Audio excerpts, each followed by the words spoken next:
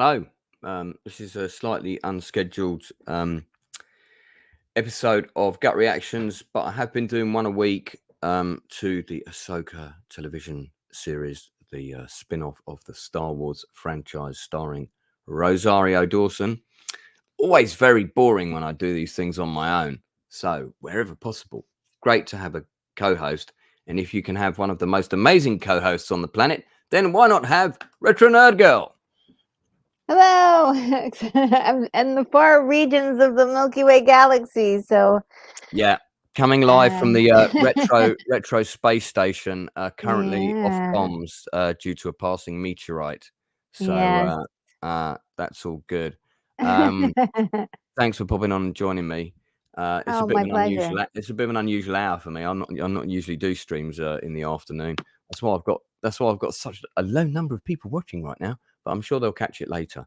So I've got quite a lot I want to say about this episode, and I know I normally tune in. You're doing one a week as well. We're kind of almost.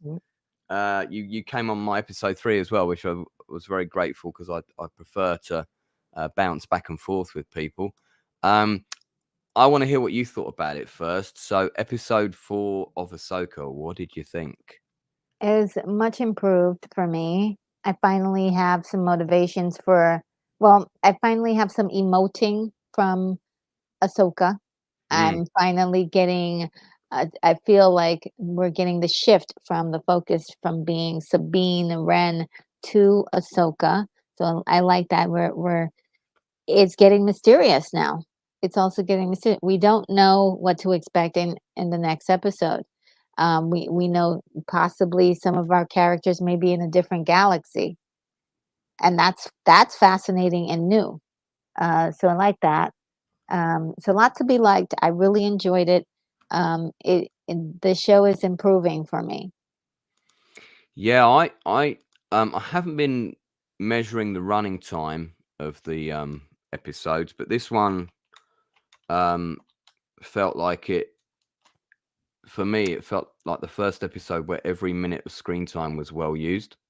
There was no filler. It was boom, this scene, we're doing this scene, boom, then we're doing this scene, boom, we're doing this scene. But I felt that if this episode and the last episode were actually one episode, that would have been a really fantastic, strong episode. Powerful. Yeah. It would have been one of the best episodes of Star Wars in a long time if the two of them had been together. They do feel very, very, very short. But for me, the standout thing about it was that Ray Stevenson finally got to do something. Oh yeah. Yeah. Loved him in this. Yeah, I mean, he really got to. He really held it in on the acting stakes. I just love the way he's playing his character. I love the whole restrained approach, and I think there's a lot of people that would have gone a different route. And it's great that he's taken that choice. What did you feel about the action? Because we've had quite a bit of action in the show, but what did you think about the action in this episode? I think we had about 4 different battles, and they were actually really, they weren't to the level of Anakin and Obi-Wan in the prequels, but it was still good, decent. Gave some character development. Oh, did I lose you, Retro? I think I might have lost Retro's audio for a second here.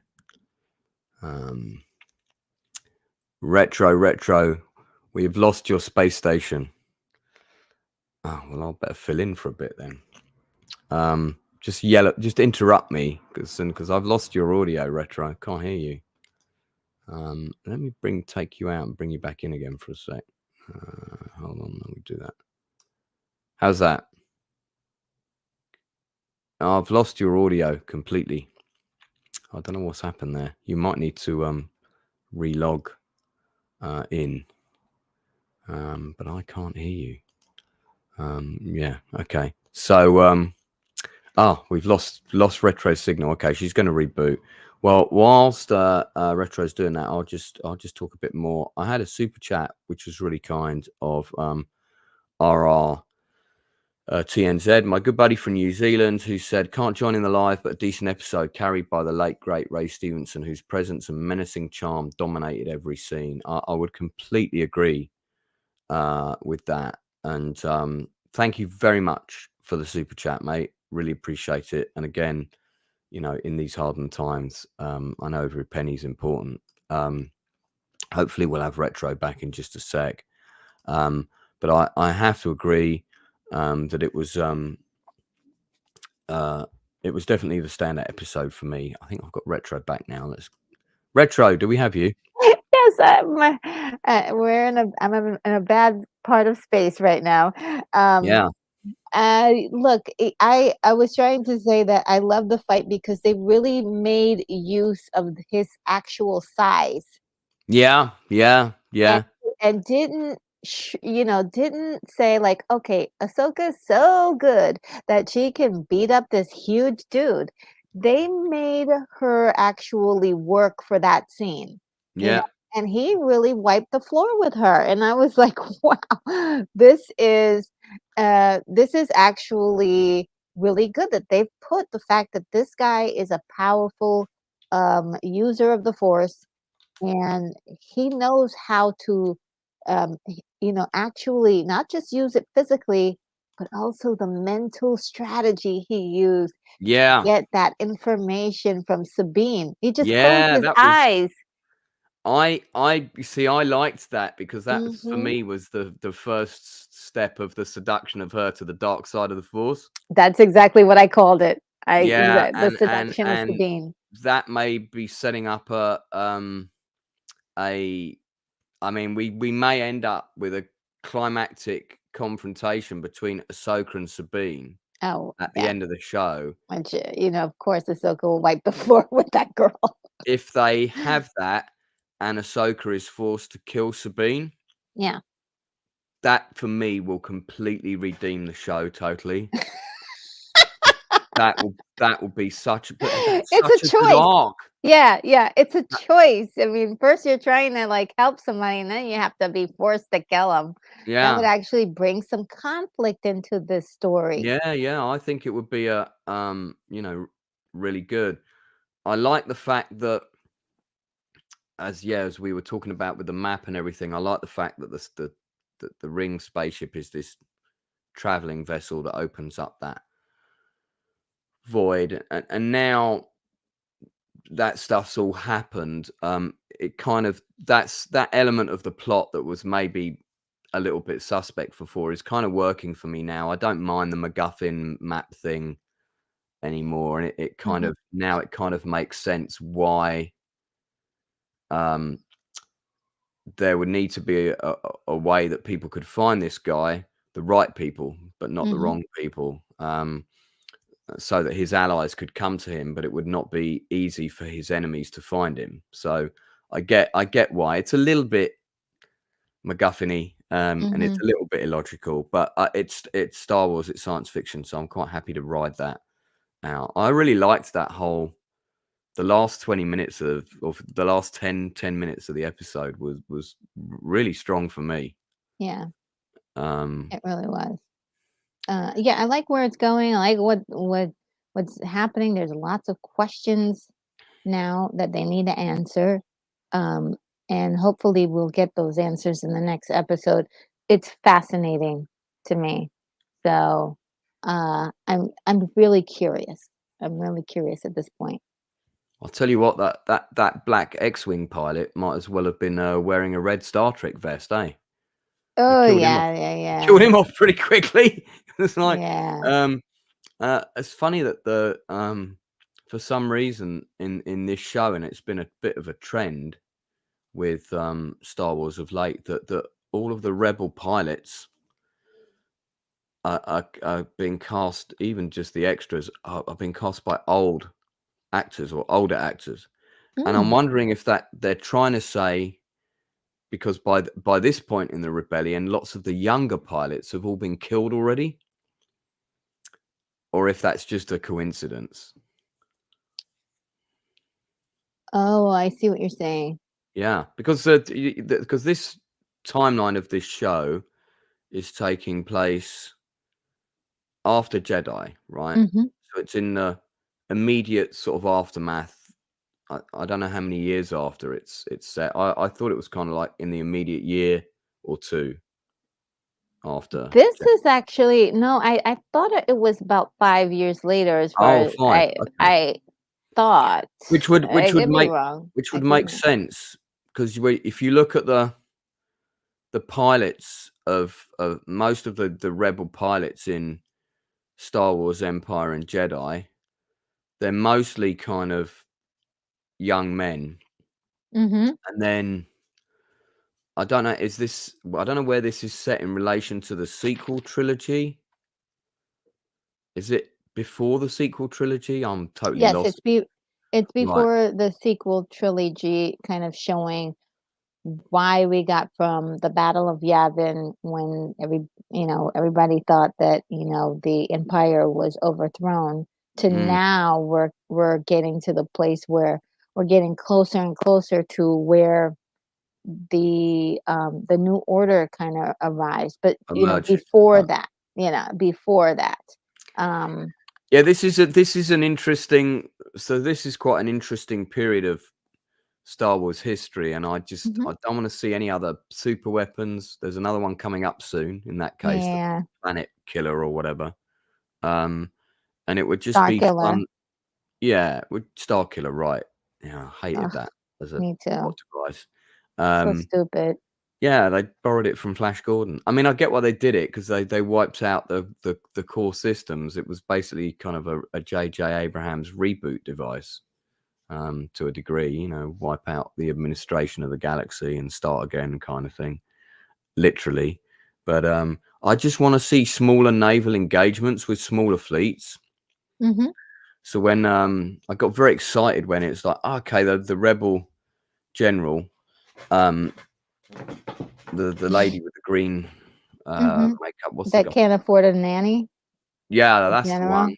Can't afford a nanny, and whose son is now co-piloting her battle cruiser with her in the latest episode.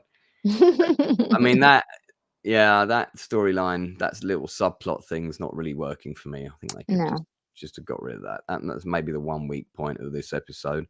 But when she jumped with like the 6 ships, kind of like a little breakaway fleet to try and help on this mission, I thought, oh, that's kind of cool. We're going to have like a little evenly matched space battle maybe before the thing jumps off. We didn't really get that, but maybe that's coming. And by the way, the Lego kit for that ship, I just saw it in the shop yesterday, or the day before yesterday, when I was waiting to meet this actor friend of mine. We agreed to meet in the Lego store. Ooh, cool. That way, if either of us were late,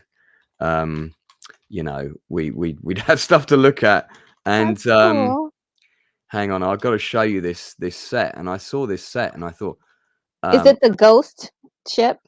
What's the name of the game? I think they call it the Ghost. I'll show you. They had 2. They had AHSOKA Tano's ship in there. Yeah, which I love that ship. It's really. I mean, hang on. So I gotta show these pictures. Oh, for God's sake, cookies, go away. Just I also loved Mando's ship in the first 2 seasons. Oh, I don't know what happened.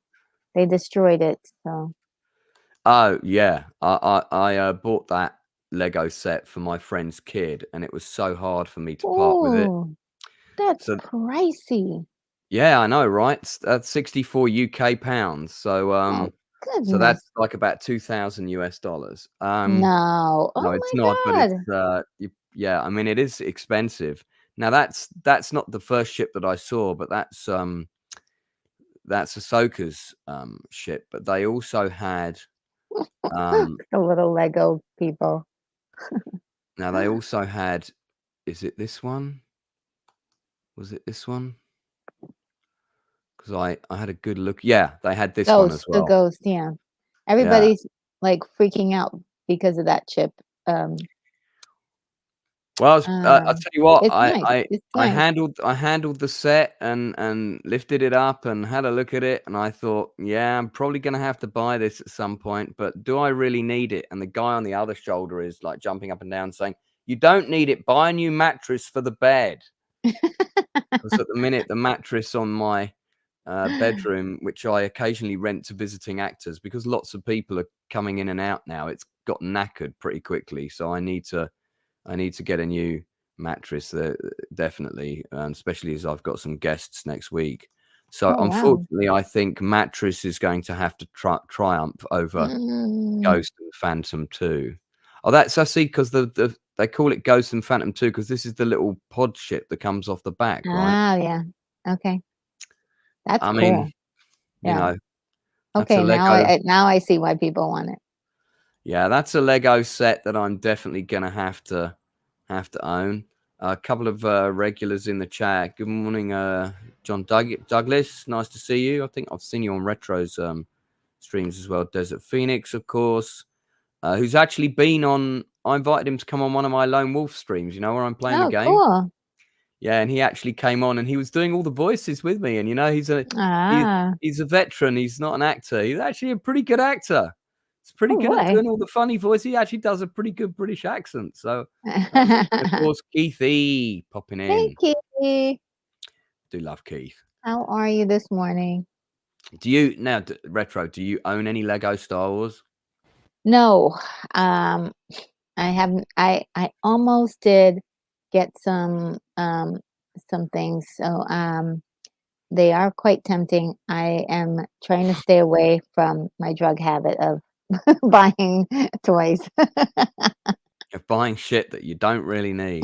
and don't have space for it. Yeah. Yeah. Oh, that is a nice one. Oh, That I don't have space for. Oh, look at that one. yeah. Yeah, Well, I it's can admire. I can admire. I do a lot of window shopping. A lot more window shopping than I probably should. yeah, that's a Um, Coruscant Guard gunship. nice. Kind of cool.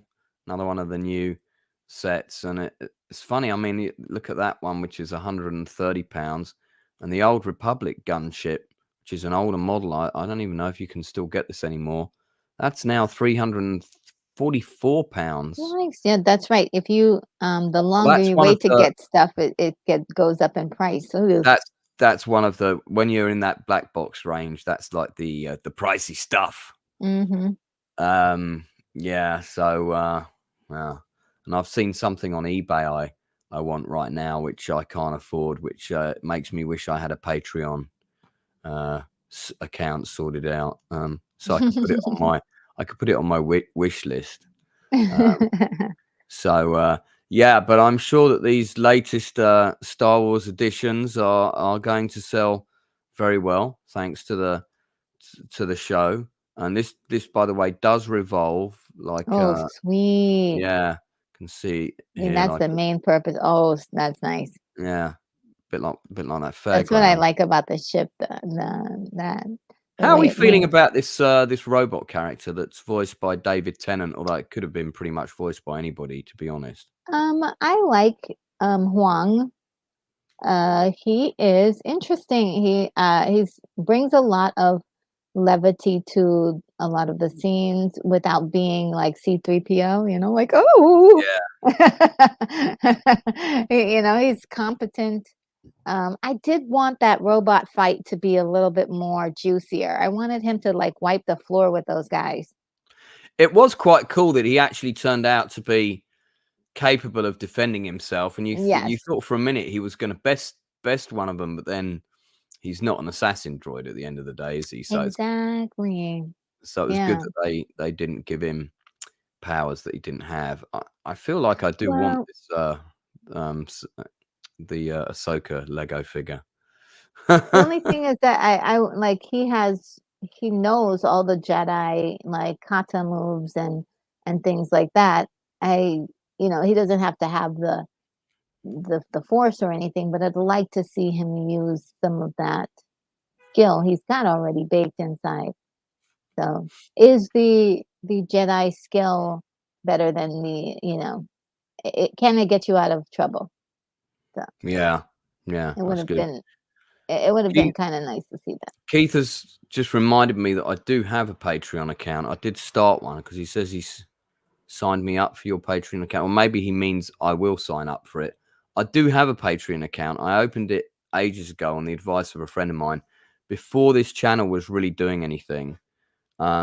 So I'm all up for having a Patreon account, but I want to be able to provide people with some things as a result of running that account. So I'm just trying to manage my time to make sure I don't overburden myself with stuff. Because remember, It's really tough. yeah, managing time is something. I will give you this advice. As Please. soon as it becomes available, do memberships. That's going to be much better for you. Yeah. Because it's baked right into the I think I platform.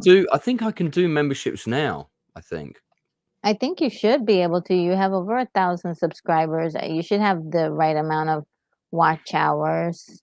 Yeah.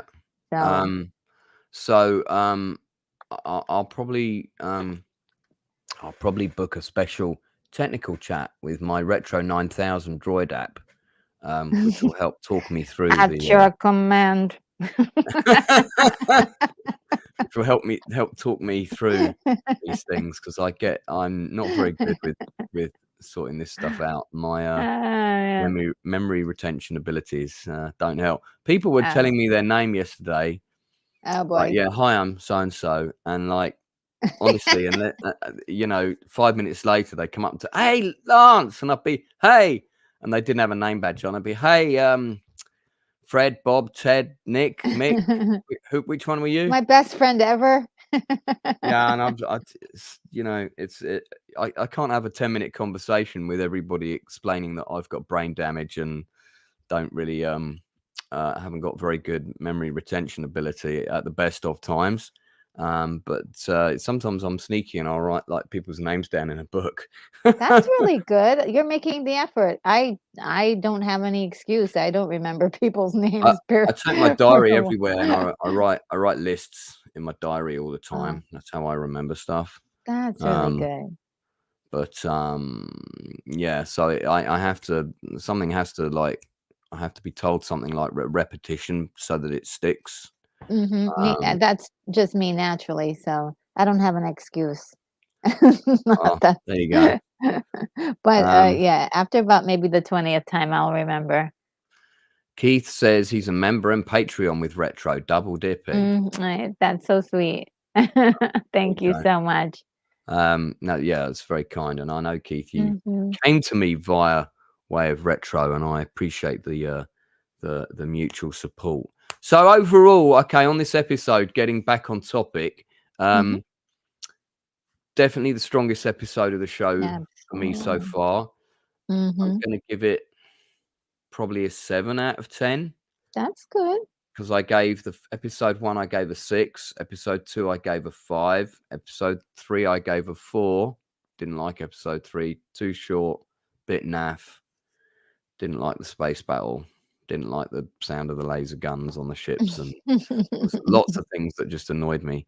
But episode 4 is good. Episode 4 felt very Star Warsy as well. There were lots of Star Warsy shots of space fleets and planets and bases and stuff that just felt Star Wars. I do find, though, like when we were doing the whole Stonehenge sequence, the map thing, the lightsaber fight, that most of that set isn't real and it's green screen and there's not really a sea there, and it all looked lovely, but I did find myself as I'm watching the shot going, yeah, nice CGI in that one, but it's still CGI. Whereas I don't really want to be thinking about it at all, Yeah, and I think they were using the volume for that one, which is now like popular. They use it for almost everything on these shows. But the 360 set thing that you're talking about, the volume can be 360, but it could also be just a full screen ahead. And it looks great. I personally don't ever notice any problems with that. I know other people do, but I don't. But where I do notice a problem was with, like, the 3D modeling of people, like what they did for Anakin in this particular, episode. I was totally thrown off when I saw him because I was like, that is not Anakin." Yeah, that's the one thing I forgot to mention, and let's talk about that Oh, briefly. yeah. Yeah, He's dressed in black. mhm. He's not in the brown robes as we saw him at the end of Jedi. Well, see, now those are storytelling pieces, so I'm not sure if we're meeting him at a certain point in time, if he's a real person or if he is, he's definitely not a Force ghost. I think most people have determined that he's not a Force ghost. Right. Then there So, was even a speculation that Ahsoka technically died, and now she's in the world between worlds where, they kind of can meet up with people who have died already and have a talk that with could be souls. interesting. Yeah, that could be very, and let's see, this is why I like this episode. It leaves a little bit of room for, like, imagination. I don't know if they'll do anything cool with it. But also, he could have been there at some point in time and pulled her out of, of her, near death situation, sort of like Ezra did in, I believe it was Rebels. So, Yeah, I remember it that. it's really kind of a tough thing to figure out because right at the end of the scene, they begin to play Darth Vader's theme just ever so slightly. So, Yeah, I heard that. I and picked up I'm on like, that. "Oh, no, I hope he hasn't turned, yet," and it's gonna be really crazy. And it was really kinda cool because the episode is called Fallen Jedi, Yeah. and there are fallen Jedis everywhere. Ahsoka is a fallen Jedi, um, Balin and Shin are both fallen Jedis, and also, of course, the king, I call him the king of fallen Jedis, Anakin is there, but also Sabine may be a fallen Jedi because she is now deciding to go with these guys, clearly the bad guys. And when, basically that ends her training with Ahsoka. So Yeah. it's really, I love the titling of this. So like somebody was really, really, there was really some craft going on in this, and I applaud that. Also directed by Peter Ramsey, and I have to say, like, the pacing and everything, just was a lot more palatable for me than the Yeah. last 3 episodes. Yeah, I felt the change of director was good. Mhm. Um, I mean, I don't wanna be unfair, uh, to whoever else may have been working on the show. Didn't Filoni direct? He directed the first episode, and I feel like the pacing in that one is nauseating. Yeah, Um, it's a bit all over the it's place. like, "Oh, wow. Can we cut here?" Well, there's With a lot of, I mean, you can tell, I know he's a big fan of the Clone Wars and, the prequels, and, mhm. it it does feel a lot like a prequels movie in terms of the way it's shot, the style, lots of meetings and walking and talking and, Ugh, that kind of stuff. yeah. Walking and talking. Rosario got to do a little bit more, but Mhm. we still haven't seen much going on with her character. Yeah. And I think with Anakin there, like, just the few moments at the end, I was like, "Wow, she's emoting." Like, she's Yeah, I saw that. showing fear, she's maybe even happy, we're not sure, but at least now we're gonna get into her as a personality instead of this, like, "Yes, I'm teaching," and I'm like, it's just sickening, to be honest, the first, like, her character in the first 3 episodes, Mm. really offered no nuance to that character. And, I was really, taken aback and, upset that they ruined a perfect opportunity for us to get to know her better. Yeah, I mean, I feel like in a way, and it may not have made for the best first episode, but we could have almost had a whole episode just about her kind of day before this story began, a bit like the episode you had in Kenobi. And it was one of the bits, the few things, and there wasn't a lot I liked about that show, but one of the few things I liked about it was that sequence where they showed this is the mundane life he has now. He gets up, he goes to work, he goes on one of these little transport sled things, and he moves rocks or whatever it was Mhm. he was doing. Yeah. Didn't make for the most gripping of television, but it fitted. It was kind of okay. That's how he became anonymous and blended in and disappeared. Yeah. And And you know why, right? You know why yeah, he had to do that, because he's looking after Luke and he's making sure. I think the whole situation with him, like, not using his powers and being like a complete wimp in the beginning, was just sort of like, that's not Obi-Wan. But like you said, the part that really worked was seeing him make that transform that he was a formed person, having mm, to take on this meaningless job, if you will, to just blend in and look like he fit in the world, so that way he could not only just get by, but also still be able to watch over Luke, which was, his mission at that particular time. mm, Here, I mean, one thing that would have been also cool was to see there's a whole section of this story where we don't even know why Sabine and Ahsoka split from each other in the first place. It's briefly discussed that Ahsoka left, but why? Like, what happened? She was supposed to start Sabine's training and walked away from that, and so the movie. Sorry, the show starts off with this animosity, but we don't know why. We're like so it felt like things did not end where they were supposed to be, and I was trying to figure out, okay, so we have this situation where Ahsoka in the Mandalorian season sort of arrests um the witch, and has her, turns her in. But like, give us sort of like a little bit of story, like what happens there to lead her to this tomb that we find her in. Like, she just shows up at a tomb. Why? mm.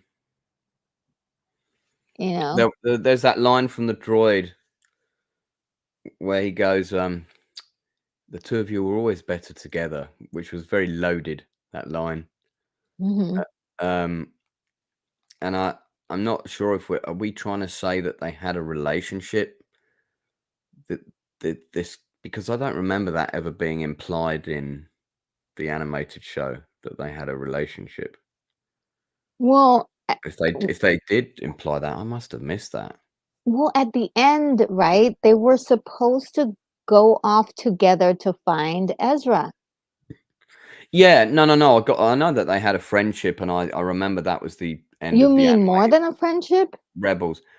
Well, I felt that line was quite loaded when the droid says you were always better together, right? And then they had the thing where they exchanged a look, and um, you know, is this a Han Solo I didn't. Princess Leia situation? Um, I didn't get that, but I mean, who knows? I it don't know. was a It's bit Disney. We loaded. don't know. Yeah, we don't know because. Watch the delivery of the line again and the reaction, and see, Mhm. it felt like I thought, "Oh, there's something being set up here." I'm kinda hoping not, because 'cause I'd rather they.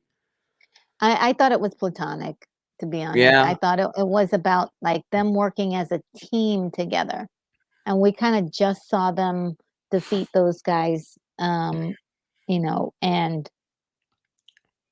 it's very. I thought it was very interesting. He said you guys should stick together, and the first thing they, kind of did was they ended up splitting up, and that was the bad. That's what leads them to this whole thing. Yeah. And the whole thing I love about Sabine's seduction, I talked about it, was the fact that Balin used the word willingly. He's like, join me willingly. And I was like, Yeah, that's a dang. very important point you've raised there. Yeah. Very important. Yeah, I was like, dang, that's powerful. He's not saying you have no other choice. He's saying, just do it willingly, and I'll make sure that you're okay. You can tell So that the other girl is jealous immediately. His apprentice, the yeah, blonde character. God, I'm terrible with names on this show. Shin Hati. Ahsoka's the only character name I remember. I think Ahsoka and Sabine are the only two names I remember. Her name is Shin Hati. Right. And okay, so I wanted to tell. I talked about this yesterday, but the relationship between Balin and Shin Hati is still a mystery, but we get some clues. Because when while Balin and Ahsoka are fighting, Shin Hati shows up, and I believe at that point, uh, Ahsoka believes that something has happened to Sabine. So she says, Sabine, and then she uses her powers to throw Shin Hati into a wall. And then after that, Balin goes like nuts. He's like, oh, that's it. And he just like really like shoves her pretty much over the cliff. And it was like, wow, that emotional reaction from him is telling me that she's not just somebody that he there's some close connection between the two of them. Could she be his daughter, maybe? That's what we're all thinking. We're all thinking that she could be his daughter. And of course, the Jedi would frown upon something like that you can't have those close attachments to you like that while being connected to the Force. Which And could this is be why he was ousted from the Order, maybe. exactly. And also why he himself doesn't want to have anything to do with it. And also, Sabine herself has a close attachment to Ezra. That's her weak spot. So, I mean, she is clearly going down the side or down the path of the dark side, you know. So it's really interesting as well. Some people are saying that Ahsoka did use or tap into the dark side of the Force when she pushed Shin at that moment of anger, which might have also made her momentarily weak, which is why he then bested her. So that I actually good. I love that. I liked that whole sequence of events. I also liked the use of the Force in this episode. Yes. It was good the way it was used, and again I liked the action. And I really hope that, I noticed that globe was kind of, he sawed it in half with the lightsaber, the map thing.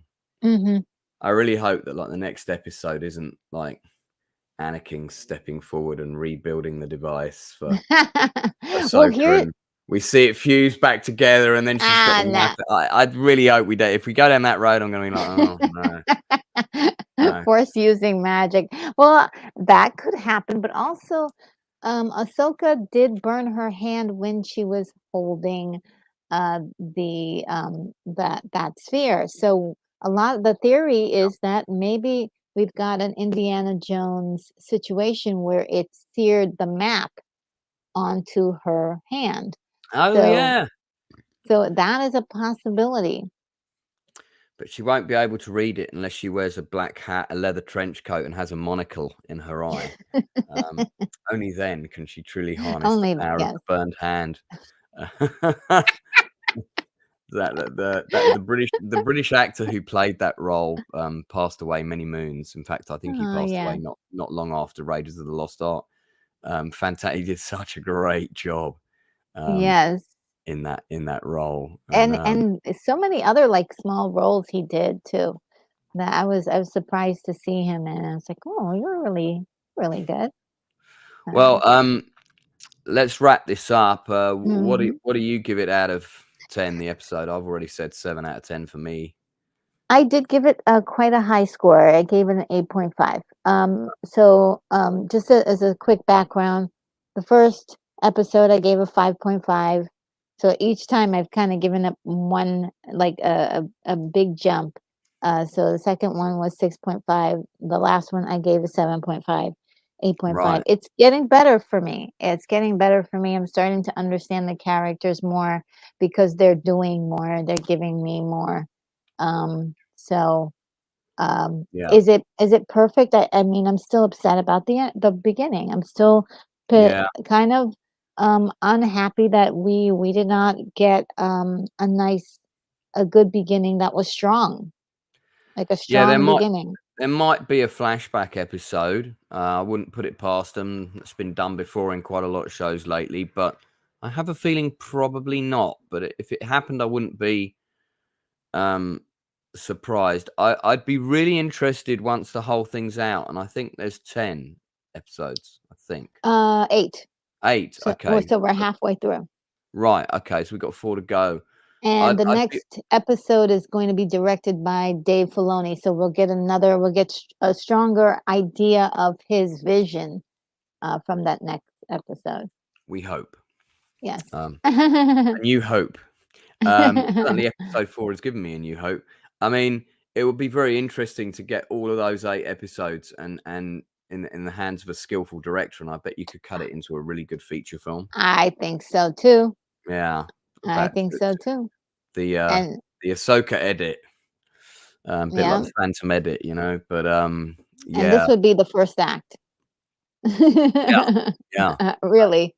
yeah, pretty much. I mean, and I don't know what the total running time is of the 4 episodes we've had so far, but about around 2 hours, maybe. It's about 2 hours, yeah. Yeah. They're about 30 minutes each. Right. Yeah. So, great. Okay. So we've both got quite a lot coming up. I see you've got a watch party of one of my favorite oldies coming up on the 9th of September. You're doing a watch party of Logan's Run, aren't you? Yes, which is gonna be a lot of fun. Yeah, I do like that And movie. Especially the almost unrecognizable cameo of Peter Ustinov at the end. yes. And of course he was Hercule Poirot in the earlier versions of the Agatha Christie novels, the ones without all the CGI in, like and with actors in them, being a bit naughty, but I don't mind. I saw about 5 minutes of the Murder on the Orient Express, or was it that? I think it was that one where they get stuck on the train and everybody gets off and it's just a big CGI set. And I watched it and went, oh, I can't watch this. I've seen the original non-CGI version. I'm pretty sure the murder is still going to be the same. And you're making it look so sterile and boring already. So why would I that sucks. Yeah, I mean, this is like so simple. It's not the setting is on a train. Yeah.